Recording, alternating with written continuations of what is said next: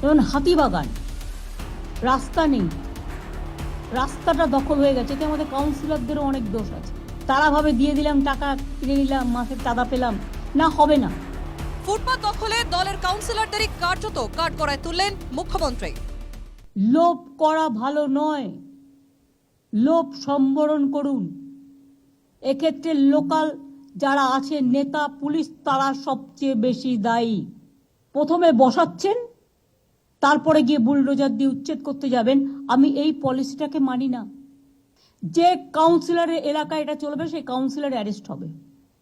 আমি এই প্রশ্নের উত্তর আজও পেলাম না যে মুখ্যমন্ত্রী ক্যামেরা ডেকে, প্রেসকে ডেকে তিনি কেন ওনার দলের নেতা মন্ত্রীদেরকে গালি দেন। এর পেছনে কি মুখ্যমন্ত্রী এটা প্রমাণ করতে চান যে উনি নিজেই ভালো, অন্যেরা খারাপ? বৃহস্পতিবারের এই বৈঠকে নবান্নে ছিলেন হকার ইউনিয়ন নেতারা। সেখানেই বারবার মুখ্যমন্ত্রীর কথায় উঠে এলো বেআইনি পার্কিং সমস্যাও। মুখ্যমন্ত্রীকে সরাসরি হকার ইউনিয়নের এক নেতার অভিযোগ, ফুটপাতের উপরেই গাড়ি পার্কিং চলছে মেডিকেলের সামনে।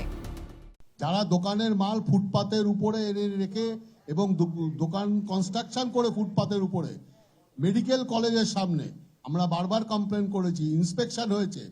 এনটিআর, সেন্ট্রাল ক্যালকাটা, বড় বাজার, এই সব জায়গায় দোকানদাররাও ফুটপাত দখল করে আছে। এটা পুলিশকে হচ্ছে ফুটপাতের উপরে। এক সেকেন্ড, ফুটপাতের উপরে কার পার্কিং হচ্ছে?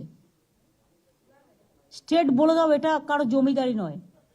কার পার্কিং ইললিগাল গুলো ভেঙে দিয়ে কোথায় কোথায় লিগাল করা যায় সেটা দেখো।